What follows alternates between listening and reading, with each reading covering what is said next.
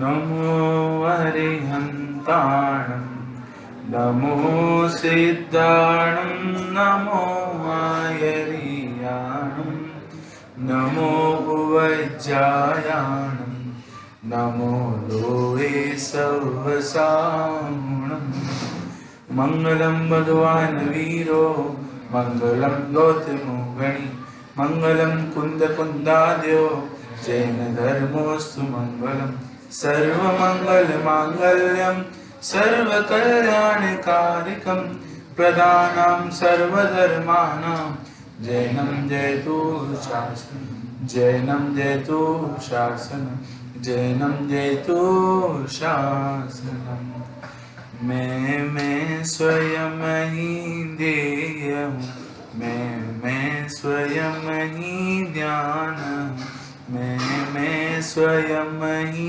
ज्ञेय हूँ मैं स्वयं ही ज्ञान हूँ भावना का सार है ध्रुव धाम की आराधना ध्रुव धाम की आराधना आराधना का सार है ध्रुव धाम की आराधना आराधना का सार है।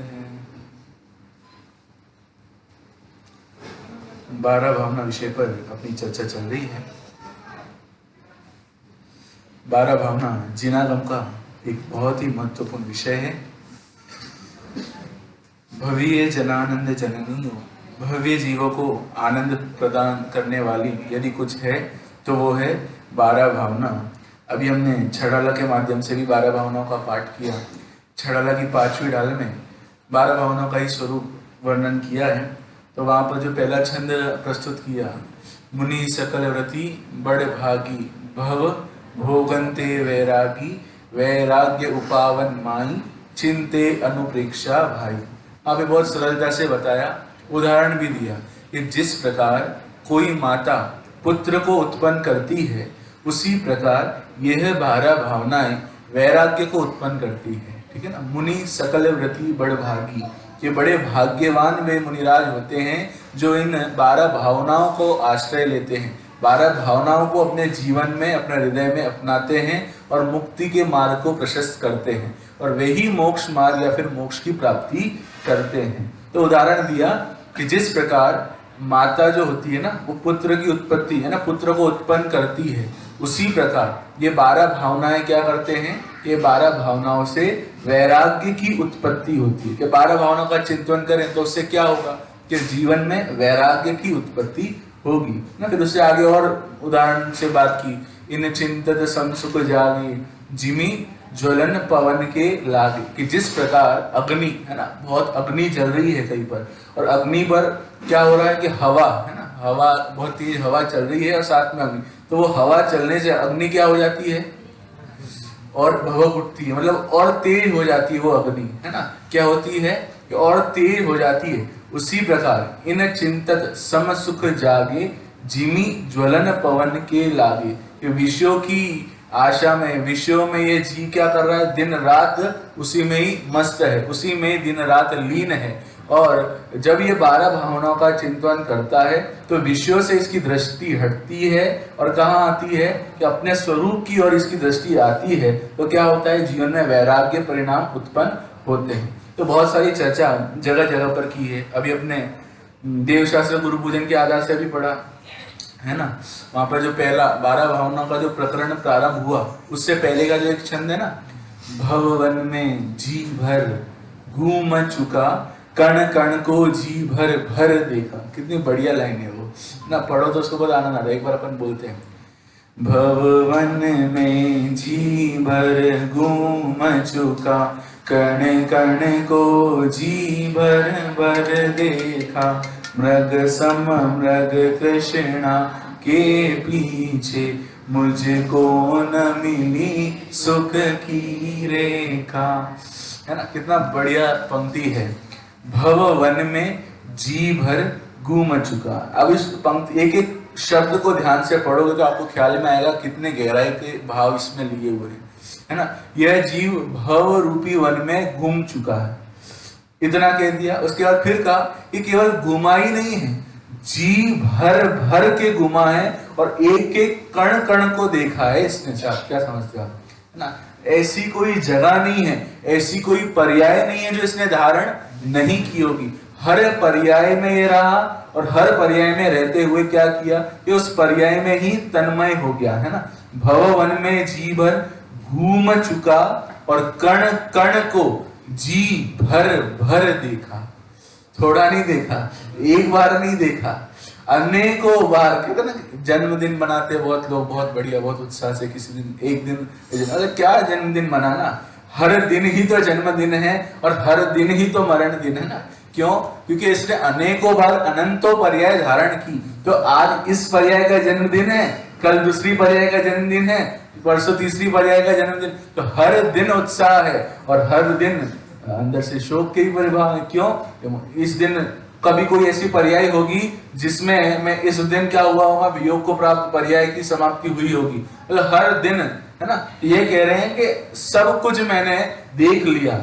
लोग ना कोई बहुत बाहर चला जाए, एब्रॉड चला जाए, फॉरेन में चला जाए, तो बहुत आश्चर्य होता है ना कि ये मेरा मित्र ये वहां चला गया, मैं तो कहीं जा ही नहीं पाया, मैं तो मुंबई से ही बाहर नहीं निकल नहीं पाया, मैं कहीं बाहर घूमने नहीं जा पाया हूं अब तक, है ना। ऐसा लगता है कभी कभी अंदर से, है ना। तो कह रहे हैं कि भाई ऐसा कोई प्रदेश नहीं है इस तीन लोक तीन काल में जहां आप नहीं गए हो और जहां आप उत्पन्न नहीं हुए हो। तो क्या हो गया, गए तो हुआ क्या? अब दूसरी पंक्ति बता रहे कि मृग सम मृग तृष्णा के पीछे मुझको न मिली।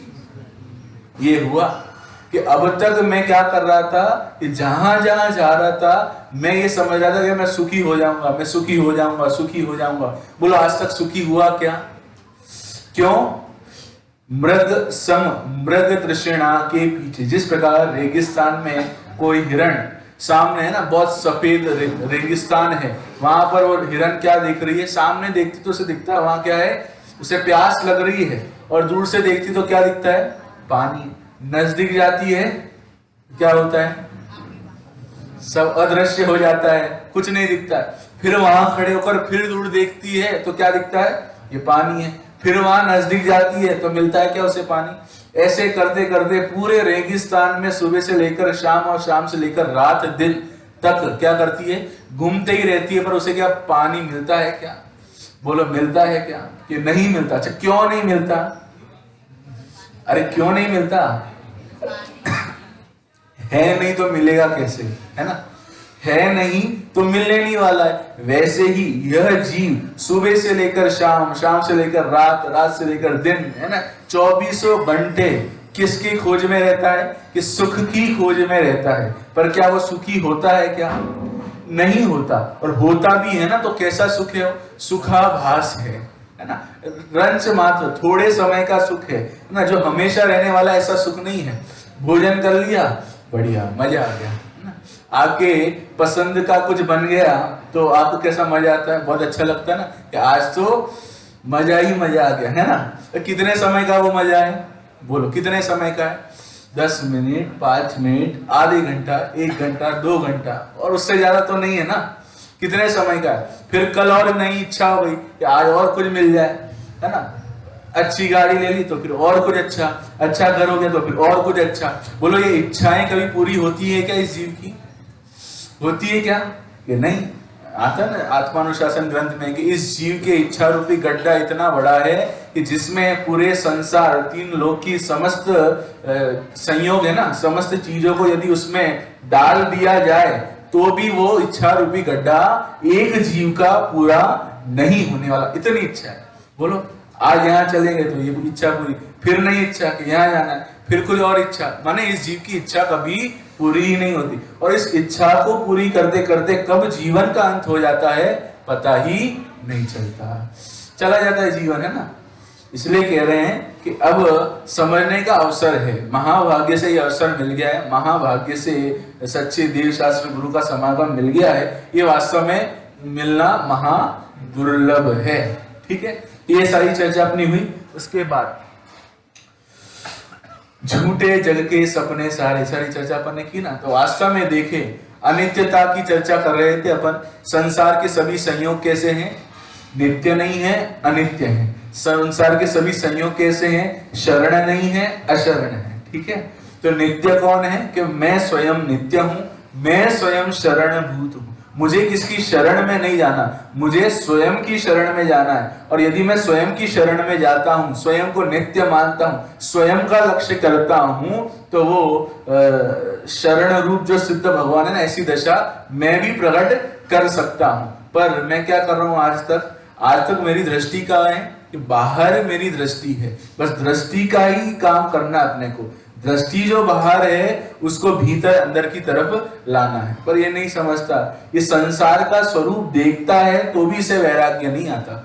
जैसे पिछले 2 वर्षों में अपन ने देखा ना, संसार की कैसी विचित्र दशा हो गई थी ना। पंचम काल का पूरा प्रभाव हम सबने देखा, और कैसी परिस्थिति, लोग घर में बंद हो गए थे, और मतलब कितनी भयावह परिस्थिति होने पर भी इस जीव को रंच मात्र भी वैराग्य का भाव नहीं आता।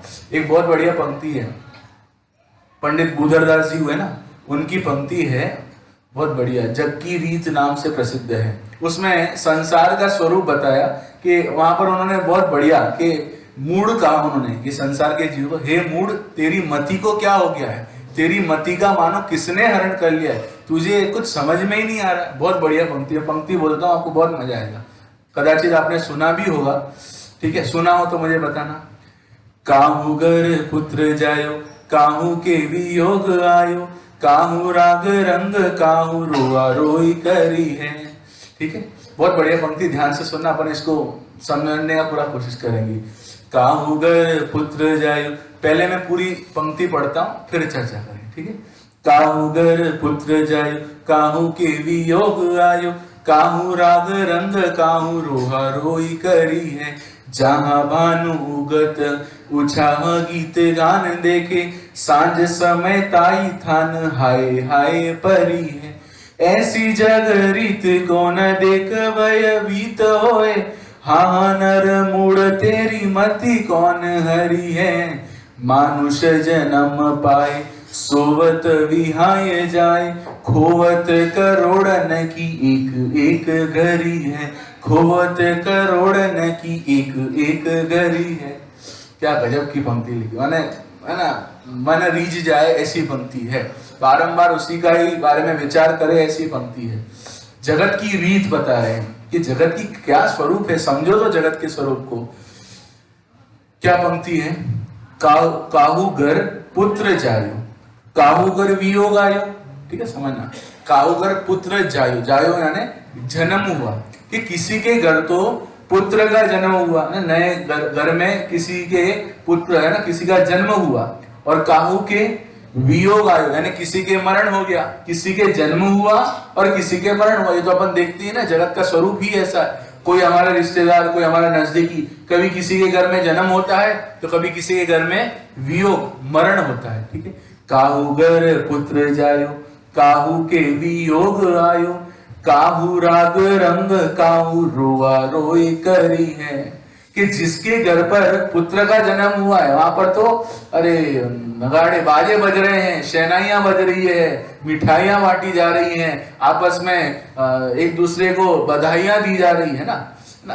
काहू घर पुत्र जायो, काहू के वियोग आयो, काहू राग रंग, कि जिसके घर पुत्र का जन्म हुआ वहां राग रंग हो रहा है। ओ बढ़िया, मजा आ गया, पुत्र का जन्म हो गया, पुत्र का जन्म। और जिसके घर वियोग हुआ उसके यहाँ रोआ रोई करी है ना। क्या हो रहा है कि रोआ रोई है ना। वियोग हुआ तो वियोग में क्या बधाई थोड़ी देंगे, क्या करेंगे भाई, शोक का वियोग का प्रसंग है तो रोआ रोई है ना। जहां भानु उगत उछाह गीत गान देखे। अब उदाहरण दे रहे हैं, बहुत बढ़िया उदाहरण दे रहे हैं। भानु, भानु मतलब सूर्य, ठीक है ना। जहां भानु उगत, उगत यानी जब सूर्य का उदय होता है। मानो कोई जीव सूर्य के उदय में क्या होता है, बहुत प्रसन्न होता है, बहुत नगाड़ा, बहुत नाचता गाता है। तो एक बात नक्की कर लेना, निश्चित कर लेना कि जब सूर्य का अस्त होगा तो उसको दुखी होना पड़ेगा। उस क्यों? क्योंकि उसने सूर्य के उदय में क्या माना? सुखी माना। वैसे ही मैं क्या कर रहा हूं अनादि से, मोबाइल मिल गया ना, बढ़िया, बहुत अच्छा मोबाइल, तो क्या हो गया? सुखी हो गया। और जब कभी ये मोबाइल चला जाता है, 2-5 मिनट 10 मिनट मिलता नहीं है, तो कैसी अवस्था हो जाती है? मोबाइल तो छोड़ो, चश्मा ही नहीं मिलता है तो कैसी अवस्था हो जाती है? पागल की भांति पूरे घर में घूमता रहता है और बाद में पता चलता है कि चश्मा तो यहीं पर रखा था सिर के ऊपर। बोलो कैसी अवस्था हो जाती है ना, कैसी दशा हो जाती है हमारी, पागल की भांति। क्यों? अपनापन है ना भाई, इसको हमने अपना मानकर रखा है। अरे भाई मेरा नहीं है ये, वही तो यहाँ पर समझा रहे हैं। जो चीज अपनी है वो कभी छूटती नहीं। और है, सुना ना आपने, जो चीज अपनी है वो कभी छूटती नहीं है, और जो छूट जाती है वो कभी अपनी हुई नहीं। सीधा सा सरल सा स्वरूप है ना। जो चीज अपनी है वो कभी छूटती नहीं। बोलो शरीर छूटता है क्या? अरे छूटता है कि नहीं छूटता?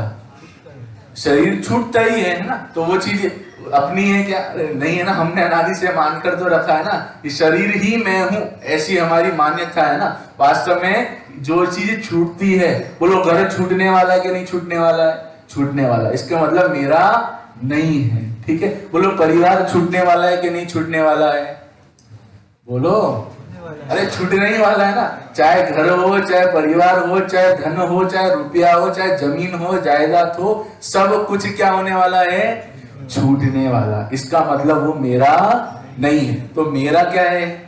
बोलो, हाँ मेरा क्या है? अरे बोलो मेरा क्या है? अरे बोलो मेरा क्या है? नींद आ रही क्या? बोलो क्या है मेरा? अरे मैं तो बहुत है ना, गुरुदेव जी की भाषा, मैं तो, इसको लगता है आत्मा बोलने में ना, इसको बहुत हल्कापन लगता है। मैं कौन? मैं आत्मा। अरे भाई गौरवतापूर्ण बोलना भाई। आत्मा ने बहुत बड़ी निधि है। ये रुपया पैसा धन जायदाद सोना चांदी ये सब कोई बहुत बड़ी चीज नहीं है। ये आत्म स्वरूप समझ में आ जाए, इससे बड़ी चीज कोई है क्या? ये आत्मा की महिमा समझ में आ जाए, इससे बड़ी कोई चीज है क्या? पर इसे लगता ही नहीं। वो कहते हैं ना, जीव की बात भी चलती है तो ऐसे सुनता है माने किसी बगल वाले की बात चल रही हो। आत्मा की चर्चा चलती है तो मानो ऐसे सुनता है कि कोई आपके पड़ोसी में आत्मा बैठा हुआ है, उसकी चर्चा चल रही है। अरे किसकी चर्चा है? मेरी चर्चा है साहब, क्या बात करो, ठीक है ना। क्या कहा? उदाहरण पे था मैं, सूर्य का उदय, ठीक है। जहां भानु उगत है, जिस प्रकार सूर्य का उदय हुआ और उस सूर्य के उदय में कोई सुखी होता है, बहुत नाचता गाता है, तो क्या है? जब सूर्य का अस्त होगा उसको क्या होना पड़ेगा? दुखी होना पड़ेगा साहब। इसलिए कह रहे हैं कि संयोगों की प्राप्ति में सुखी मत होना, और यदि सुखी होते हो तो संयोगों के वियोग में आपको दुखी होना पड़ेगा। ख्याल में बात ना। तो इस प्रकार है ना, जहां भानु उगत उछाह गीत गान देके, सांझ समय ताही थान हाय हाय परी है। कि जहां सुबह बहुत बढ़िया, बहुत आनंद का प्रसंग था, वही सांझ में रोना रोना चल रहा है। ऐसा भी होता ना, एक ही घर में सुबह तो किसी का जन्म हुआ और उसी घर में शाम को किसी का वियोग हो गया। अब बोलो उस घर में कैसी अवस्था होगी? बोलो, सुबह तो किसी का जन्म हुआ है उसी घर में, और उसी घर में शाम को क्या हो गया? संध्या में किसी का वियोग हो गया। अब क्या करे? ना तो खुश हो सकता है ना, माने कैसी अवस्था है। और ऐसी, अब वो कह रहे हैं कवि भूंदरदास जी, पंडित भूंदरदास जी कह रहे हैं, ऐसी अवस्था देखकर भी तुझे कुछ होता नहीं? क्या हो गया है तुझे? अरे मन सहित है, संगी पंचेंद्री है, इससे नीचे वालों के पास तो मन नहीं है, तो इसलिए समझ में आता है कि वे कुछ नहीं कर सकते। पर हमारे पास तो सब कुछ है ना। जो कुछ चाहिए था वो सब है ना, कह रहे ना, जो मेरिट है ना, जो चीज चाहिए मुझे सुखी होने के लिए, मुक्ति के मार्ग में है ना, सम्यक दर्शन प्राप्ति के लिए, वो सब चीज मेरे पास है, फिर भी मुझे कुछ हो ही नहीं रहा, कुछ खबर ही नहीं। तो वो उन्होंने बहुत बढ़िया पंक्ति लिखी फिर बाद में, जहां भानु उगत उछाह गीत गाने देखे, सांझ समय ताई थान हाय हाय परी है। ऐसी जग रीत को न देख भय भीत। अरे ऐसी जग की रीत देखकर तुझे भयभीत, डर नहीं लगता है कि तू भी कभी चला जाएगा ऐसे ही? कभी किसी का वियोग हो गया, किसी को हार्ट अटैक आ गया, ऐसे तो बहुत प्रसंग अपन देखते हैं ना न्यूज़पेपर में। और फिर अपने ही कुछ रिश्तेदार, अपने ही कुछ परिचित लोग कि बढ़िया बैठे थे और बैठे बैठे ना जाने क्या हो गया, हार्ट अटैक आ गया, क्या हो गया, और वियोग बढ़िया स्वस्थ, उम्र भी नहीं थी फिर भी ऐसा ही हो गया। कब क्या हो जाए उसकी कुछ गारंटी है क्या? बोलो, कुछ गारंटी है क्या कि आप कब चले जाएं, मैं कब चला जाऊं? किसी कुछ गारंटी है क्या? ये कोई गारंटी नहीं है। इसलिए कह रहे तो ऐसा संसार का स्वरूप देखकर भी तुझे ये विचार नहीं आता कि ये मार्ग मुझे मिल गया है, ये कोई आसान चीज नहीं है, है ना? क्या कह रहे? हाँ नर मूड तेरी मति कौन हरी है ना? क्या गजब की पंक्ति है ना। फिर से बोलता हूं, जहां भानु उगत उचाह गीत गान देखे, सांझ समय ताई थान हाय हाय परी, ऐसी जग रीत को न देख वै भीत होए, हाँ नर मूड तेरी मति कौन हरी है। कि तेरी मति का मानो किसने हरण कर लिया है, तेरी मति गई कहाँ है? तुझे विवेक नहीं है, तुझे विचार नहीं आता कि वास्तव में मैं कर क्या रहा हूं इस संसार में रहकर, है ना? मुझे तो अपना काम करना चाहिए था, पर मैं अपना काम नहीं कर रहा हूं और संसार में उलझ गया हूं। और फिर अंत में कह रहे हैं कि देख क्या कर रहा है तू संसार में, है ना? मनुष्य जन्म पाए, मनुष्य जन्म मिला। मनुष्य जन्म तो बहुत आसानी से मिलता होगा ना। अब ये पर्याय चली जाएगी तो अगली मनुष्य पर्याय बैठी है वेलकम करने के लिए अपने लिए कि आओ भाई, आपका ही इंतजार था, है? ऐसा है क्या? अरे भाई, एक बार मनुष्य पर्याय चली जाए तो फिर कब मिलेगी? दुर्लभ लही जो चिंतामणि, त्यो पर्याय लही त्रस्तणी, है ना? मिलने वाली है क्या? अरे बहुत दुर्लभ, कठिन से कठिन कार्य है ना? नहीं मिलने वाली। इसलिए कह रहे मनुष्य जन्म मिल गया तुम्हें महाभाग्य से, दुर्लभता से, अब तो काम करो। नहीं कर रहे, मनुष्य जन्म पाए तो क्या कर रहे हैं? सोवत विहाय जाए। ये पूरा समय सोने में निकल जाता है। रात को तो सोते ही हैं, दोपहर में भी चाहिए भाई, 2 घंटा 3 घंटा दोपहर में नहीं सोए तो सिर पकड़ लेता है। बोलो, होता है कि नहीं होता है? 2-4 घंटे दोपहर में भी चाहिए, फिर सुबह भी भोजन किया तो सुबह भी 1 आध घंटा चाहिए। बोलो कब कब, यानी आधा समय आपका तो सोने सोने में चला गया। और ये मनुष्य जन्म मिला, फिर क्या किया हमने?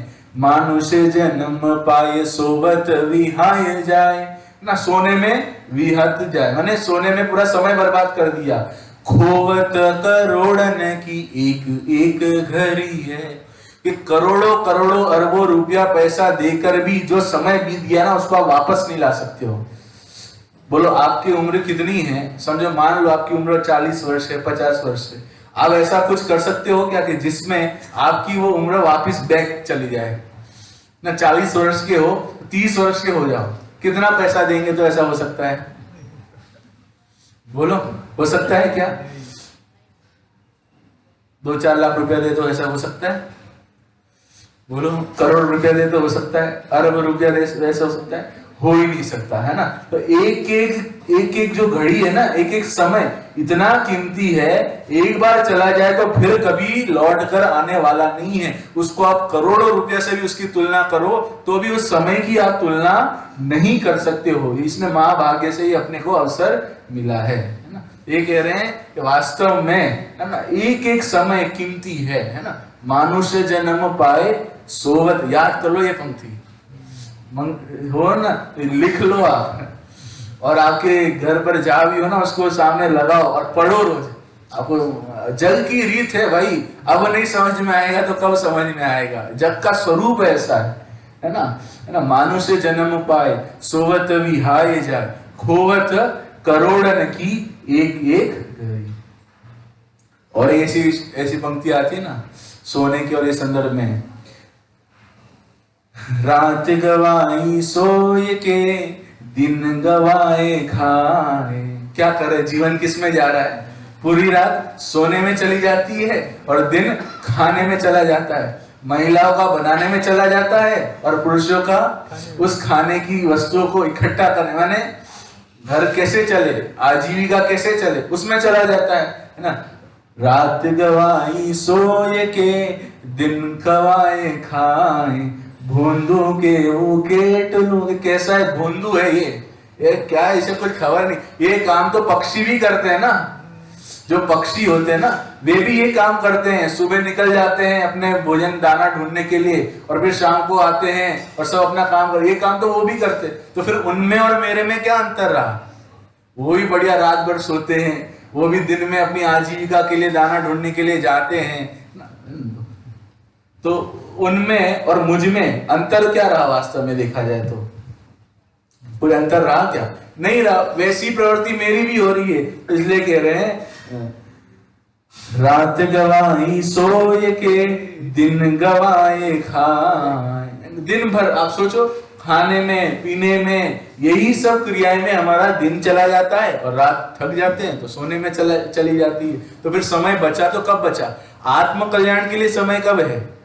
बोलो, आत्म कल्याण के समय कब है भाई? विचार करें। समय ही नहीं है हमारे पास, कैसे काम चलेगा? कैसे अपन काम कर सकेंगे? बहुत सारी चर्चा है ना, अनित्यता की चर्चा। वास्तव में सभी संयोग अनित्य है, पर इसे लगता है नहीं। इसे तो लगता है 70-80 वर्ष की उम्र भी हो जाए ना, बाल सफेद हो जाए, मुंह में दांत नहीं रहे, है ना, वो भोजन करते करते वो दूसरे दांत लगाकर भोजन करते हैं, पर उनसे पूछें कि अब क्या आपकी इच्छा है? बस अब और कुछ इच्छा नहीं है, 20-25 वर्ष और जी लें तो अपना काम हो जाए। क्या इच्छा बची है? 20-25 वर्ष और उम्र हो गई है, 70-80-90 की उम्र हो गई है, और अब भी ये इच्छा है कि अब ये हो जाए, ये हो जाए, इतना काम बाकी, ये काम बाकी। अरे भाई क्या है ना, क्या इच्छा है? बोलो, खुर्ची में बैठे वालों को पूछ सकते हैं भाई क्या इच्छा है आप लोगों की? बोलो, क्या करना है? कुछ काम बाकी है क्या? बोलो, शादी करानी है या कुछ सेट करना है, क्या काम बाकी है? अरे भाई वो होता रहेगा, वो आप अपना काम कर लो, नहीं तो ये कराने के चक्कर में आपका जीवन चला जाएगा। आई समझे ना? तो वास्तव में कुछ इस शरीर ऐसा है, धीरे धीरे जैसे जैसे आपकी उम्र ढलती जाएगी, एक एक अंग आपका साथ देना छोड़ चले जाएंगे, कुछ काम नहीं आने वाला। आप चाहोगे तो भी आप कुछ नहीं कर पाओगे। वो बढ़िया पंक्ति आती है ना, समय रहकर अपना काम नहीं करोगे ना तो कैसी दशा हो जाएगी पता है आपको? जब आंखों पर पड़ेगा जाला, सुनना ध्यान से, जब आंखों कैसी अवस्था हो जाएगी जब हमने समय रहते काम नहीं किया तो, अब फिर चाहेंगे तो भी नहीं होगा। जब आंखों पर पड़ेगा झाला, कानों पर पड़ेगा ताला, नाखों से बहेगा नाला, लाठी से पड़ेगा पाला, तब ऐसी अवस्था में तू क्या करेगा लाला? बोलो, है कि नहीं ऐसी अवस्था? अब आप लोग तो ज्यादा महसूस कर रहे होंगे, है ना? बोलो, लाठी से पाला है हमारा, बिल्कुल। आंखों पर भी जाला है, पढ़ने की बहुत कोशिश करते हैं पर नहीं पढ़ पाते। चश्मे हैं, चश्मे से चश्मा भी लगाते हैं फिर भी नहीं देख पाते हैं। सुनने की भावना तो बहुत है, नहीं सुन पाते, कानों में ताला लगने लगा है ना? क्या करें? शरीर क्या है? शरीर धीरे धीरे हमारा साथ छोड़ने लग रहा है ना। अब क्या करें? 25 वर्ष तो ये क्या करता है? पढ़ने में निकाल देता है, बराबर। अब इतनी अच्छी पढ़ाई की तो कुछ कमाना भी तो पड़ेगा ना। तो 25 वर्ष क्या करता है? जॉब करेगा, कमाएगा, आजीविका करेगा, हो गए 50 वर्ष, ठीक है। अब क्या करता है? अब वो कमा लिया, अब थोड़ा सब कुछ सेटल करता है, सब कुछ सेट हो जाएंगे, फिर अब 60-70 वर्ष की उम्र हो गई, अब करेंगे धर्म। अब तू करेगा तो भी नहीं होगा ना धर्म। अब क्या होगा? जिसने जीवन भर जिनवाणी की बातों को रुचिपूर्वक नहीं सुना, उसे अंत समय भी उसे कुछ नहीं सुहाएगा।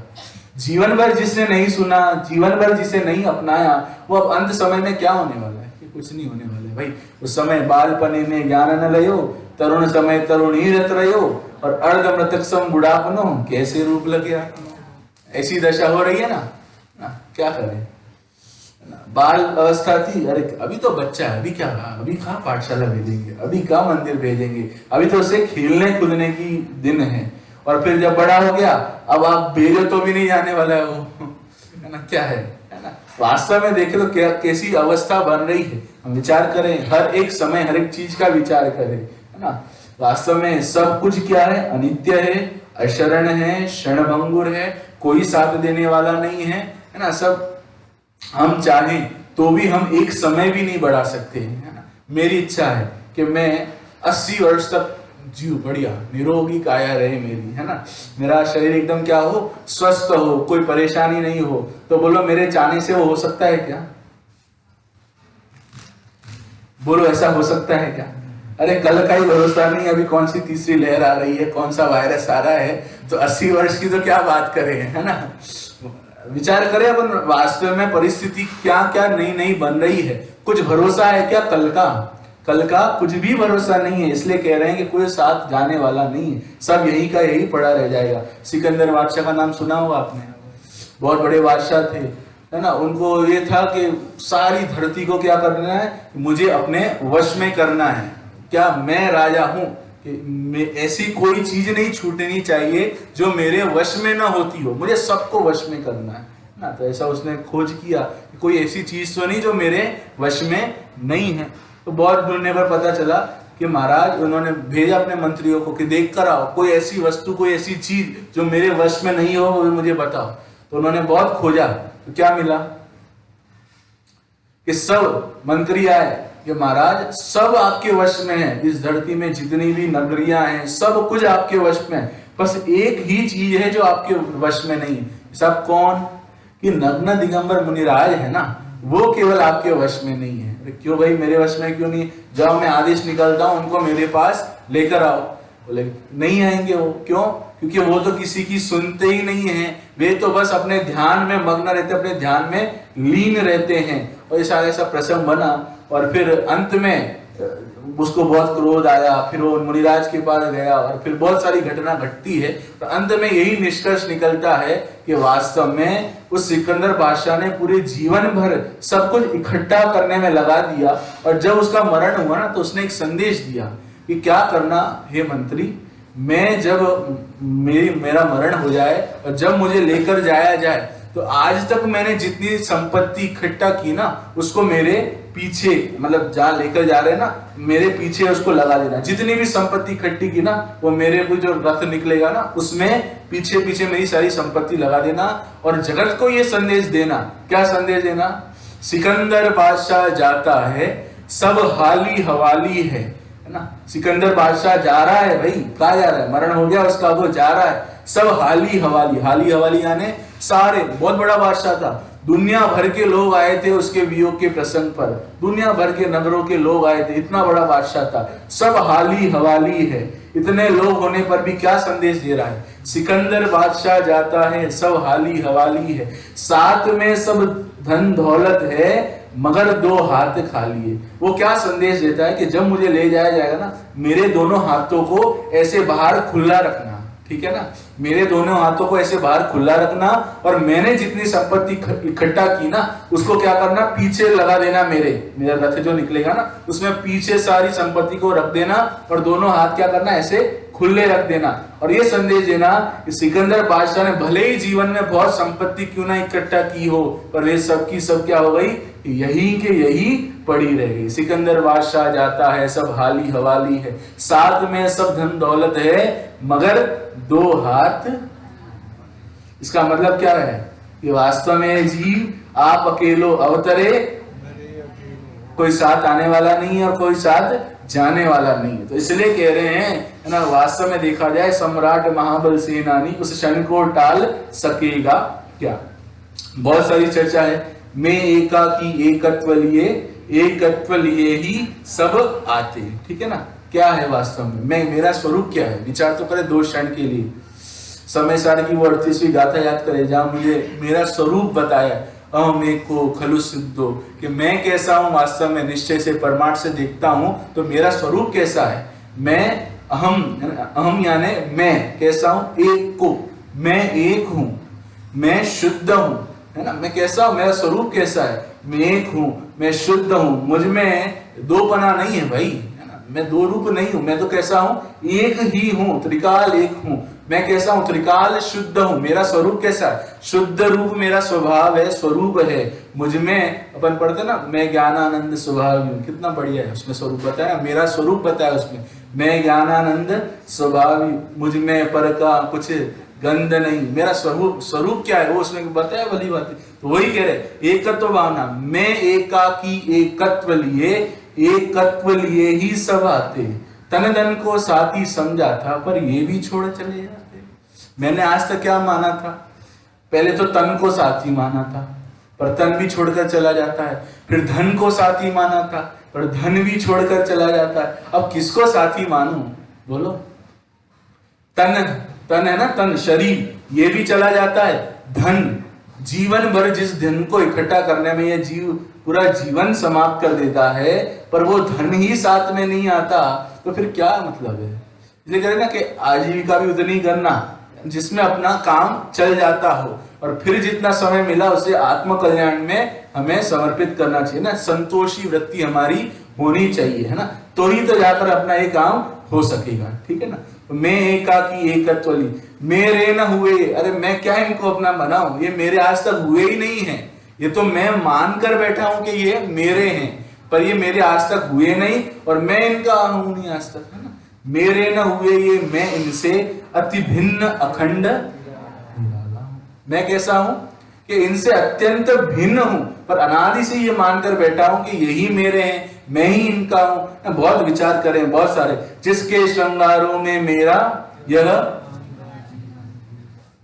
क्या घुल जाता, महंगा जीवन घुल जाता, साधारण जीवन नहीं, महंगा जीवन। ये सैनी पंचेंद्री मनुष्य पर्याय मिलना, ये ना मतलब बहुत महंगा, बहुत बड़ी चीज है, बहुत महंगी चीज मिल गई अपने को, कोई साधारण चीज नहीं मिल गई ना। एक तो आपने कोई कपड़े लिए तो एक साधारण दुकान से ले ली, और एक आपने कोई ब्रांड के बहुत अच्छे कपड़े लिए ना, बहुत होता ना।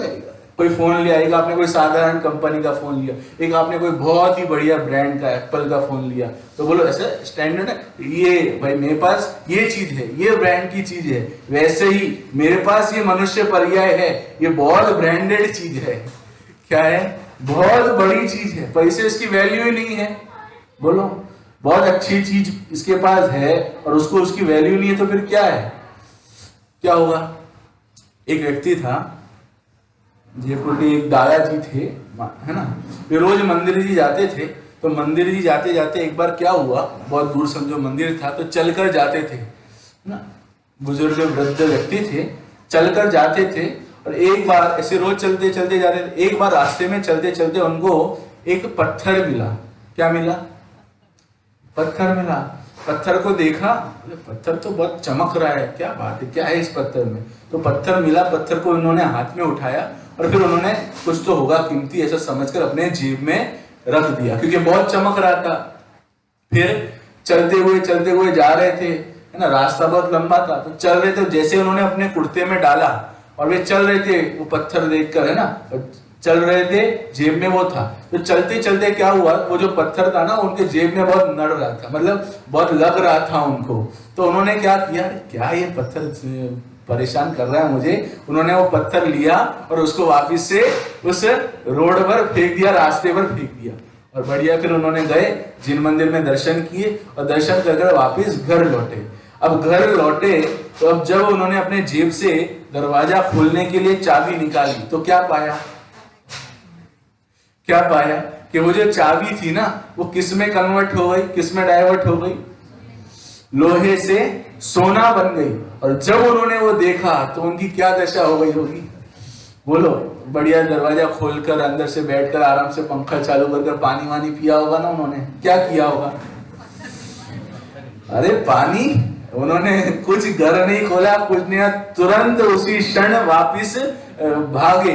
ये कहा मैंने वो पत्थर फेंका, अरे ये कोई साधारण पत्थर नहीं था, ये तो पारस पत्थर था जो लोहे को सोना बना देता है। अब वे पूरे रास्ते पर ढूंढते रहे, जहां जहां से वे गुजरे, बहुत लंबा रास्ता था। सुबह से शाम हो गई और शाम से दिन हो गया, क्या उनको पत्थर मिला?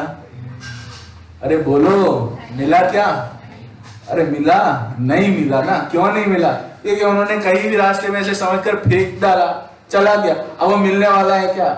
नहीं मिलने वाला है। वैसे ही ये मनुष्य जन, ये महाभागी से जैन धर्म, उत्तम कुल, उत्तम जाति, उत्तम देश, उत्तम आजीविका, उत्तम आयु, ये सब कहाँ मिलने वाला है? उत्तम, ये सब देव शास्त्र गुरु का समागम, ये मिल गया है। और हम क्या कर रहे हैं, उन दादाजी की तरह उसको रास्ते में फेंकने का कार्य कर रहे हैं। एक बार चला जाएगा तो फिर ये मिलने वाला नहीं है भाई। बोधि दुर्लभ भावना को पढ़ो तो आपको ख्याल में आएगा कितनी दुर्लभता से हमें सब कुछ मिला है ना। दादा की जो 12 भावना है, नर देह उत्तम देश पूर्ण आयु शुभ आजीविका, दुर्वासना की, है ना, याद है किसी को? नर देह उत्तम देश पूर्ण आयुष आजीविका, दुर्वासना की मंदता परिवार की अनुकूलता। उत्तम देश मिलना, हमारा जन्म कोई किसी देश में हो जाता, अन्य देशों में कितने सारे देश है ना, कहीं दूसरे देशों में हो जाता, चाइना, जापान, दुनिया भर के देश है, वहां जन्म हो जाता तो हमारी दशा कैसी होती? कोई ठिकाना है क्या? है? उत्तम कुल में जन्म हो गया है, उत्तम जाति में जन्म हो गया है, उत्तम आजीविका है, उत्तम आयु है। बहुत जीव तो गर्भते ही मरण को प्राप्त हो जाते हैं, गर्भ में आए और मरण को प्राप्त। और कितने ही जीव ऐसे हैं कि जन्म हो गया और जन्मते ही मरण को प्राप्त। कितने ही जीव ऐसे हैं वर्ष भर रहे और फिर मरण, 2 साल रहे फिर मरण। कैसी अवस्थाएं देखने में आती है। महाभाग्य से हमें उत्तम आयु मिली है कि हमें कोई परेशानी नहीं है, कोई रोग नहीं है ऐसा बड़ा जिसके कारण हमें धर्म की आराधना करने में परेशानी हो। हम बढ़िया आराम से धर्म आराधना कर, आप सब बैठकर यहाँ पर कर ही रहे हो ना, बोलो। आप अपने वसई को छोड़कर यहाँ पर आए हो और बढ़िया एक दिन का अपने शिविर का आयोजन किया और पूर्ण निवृत्ति लेकर आप एक दिन बढ़िया क्या कर रहे हो, इस अध्यात्म की गंगा का लाभ ले रहे हो ना, ले रहे हो कि नहीं ले रहे हो? तो आपके पास उत्तम सारी चीजें है कि नहीं है? कि आजीविका उत्तम है आपके पास, परिवार की उत्तम अनुकूलता है आपके पास, कोई परेशानी नहीं, कोई अड़चन नहीं, बढ़िया कर रहे हो, बढ़िया है ना। तो इतनी सारी चीज मिलने पर भी इसे विचार नहीं आता कि मैं कर क्या रहा हूं वास्तव में, तो उसे कहां फिर बोलने वाला नहीं है। तो इसलिए कह रहे बारंबार यही समझा रहे हैं कि विचार करो, कर विचार तो पाम, है ना। तो इसलिए कह रहे हैं बारंबार यही विचार करो कि वास्तव में मैं क्या कर रहा हूं, मेरा स्वरूप क्या है, मुझे क्या करना है ना। सरल भाषा में है मैं कौन हूं, मेरा स्वरूप क्या है, मुझे क्या करना है, मुझे कहाँ जाना है। इन सब बातों पर गहराई से विचार करेंगे तो अपना काम होने वाला है, अन्यत्व नहीं होने वाला है। तो दादा की जो 12 भावना में एक पंक्ति आती है ना, मंथन करे दिन रात रज, है ना, दिन रात मंथन करता है, दिन रात, सुबह शाम दोपहर दिन रात। किसका मंथन करे? मंथन करे दिन रात रज, है ना, रज यानी रेत का, है ना। मंथन करे दिन रात रजत तेल जो पावेन, कि रेत का मंथन करता है और क्या चाह रहा है कि तेल निकले, है ना। क्या निकले?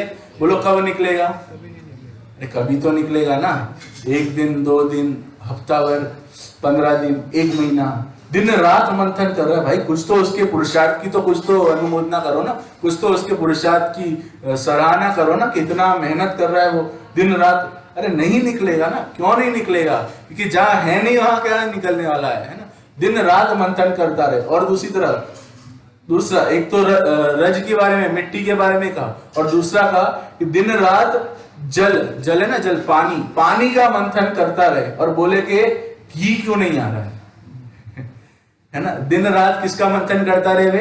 पानी जल का मंथन करता रहे, वो है ना छाछ जिसे वो करते हैं, वो उससे दिन रात मंथन कर रहा है, दिन रात मंथन कर रहा है। पर क्या हो रहा है? घी माखन घी नहीं निकल रहा है। क्या बात, क्या गड़बड़ी का हो रही है? सुबह से शाम हो गई पर घी का कुछ असर ही अरे नहीं है ना। क्योंकि जहां है नहीं वहां तुम खोज रहे हो, है ना। जहां है नहीं वहां तुम खोज रहे हो तो मिलने वाला नहीं है। बस वही बात आगे कह रहे, सद्भाग्य बिन जो संपदा मिलती नहीं व्यापार में, त्यो आत्मा के भान बिन सुख नहीं संसार में, है ना। ये निष्कर्ष है ना। सद्भाग्य बिन जो संपदा मिलती, कितना भी व्यापार आप कर लो, यदि भाग्य नहीं हो, है ना, तो कुछ हाथ लगने वाला नहीं है।